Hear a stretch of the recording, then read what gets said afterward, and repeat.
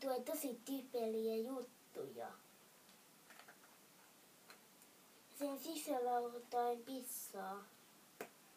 Ja sitten... Ja sä oot tylsä. Sä oot tosi tylsä. Se on valetta. Tää on tosi ärsyttävä puukki. Mä meinaan heittää, että joskus menee. Tää on niin typelä puukki. Se just heittää, että se menee.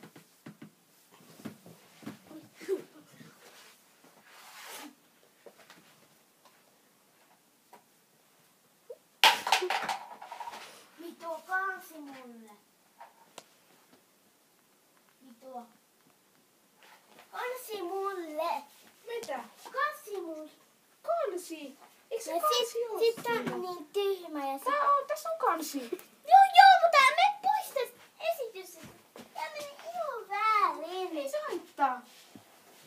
No niin. Eli kohta tulee tän Linni Harsun elokuva Lepa, jossa olen minä, kapteeni Farkku. Siinä on paha voima, eli tää purnukka. Tai mä esitän sitä pahaa voimaa. Niin se on napannut Lennin. Sitten mun ja Nonnon pitää päivittää Lenni. Ja sitten se paha voima nappaa mut. No mä en kerro lisää ilman paljastuksia.